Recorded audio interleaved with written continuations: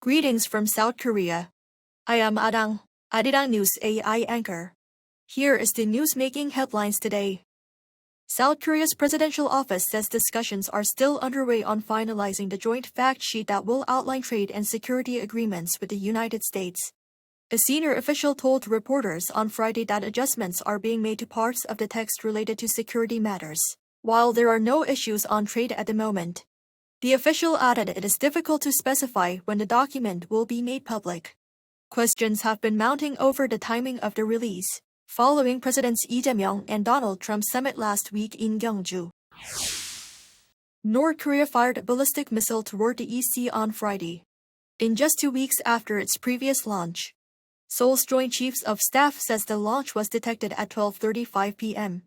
from the Daegon area in Pyeongan-buk-do province, traveling about 700 kilometers.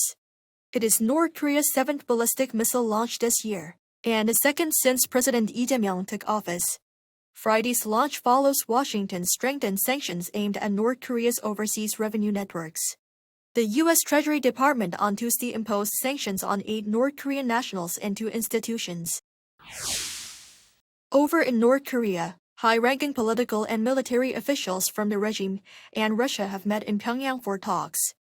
According to North Korea's state-run Korean Central News Agency, representatives from the Korean People's Army General Political Bureau and Russia's main military political directorate held talks in the North Korean capital on Wednesday.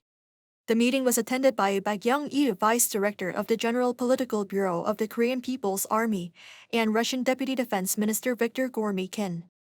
Discussions focused on strengthening cooperation and exchanges between the two nations' military and political institutions, in line with the deepening strategic partnership between Pyongyang and Moscow. In the United States, the Supreme Court is deciding on the legality of President Donald Trump's sweeping tariffs, which could have major consequences for both the U.S. economy and global trade. During a hearing on Wednesday, justices raised doubts about whether a 1977 emergency powers law gave Trump the authority to impose broad tariffs, or whether he overstepped the powers of Congress. In response, President Trump said Thursday he will consider alternatives if the court rules against his administration.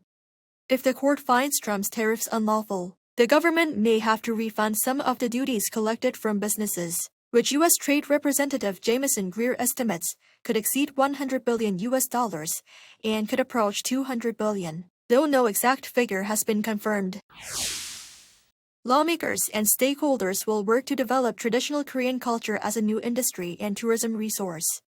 At the policy seminar hosted by the Jogye Order of Korean Buddhism and Culture Committee at the National Assembly on Friday, lawmakers from both parties as well as those from academia and related industries discussed how to enhance the competitiveness of K-Buddhism through combining modern lifestyles and traditional Buddhist values. Chair of the Culture Committee Kim Kyo-heung pledged budget support for a sustainable industry. Participants also emphasized the need for government cooperation in establishing policies that promote the international exchange of traditional culture. That is all from me today. Thank you for watching.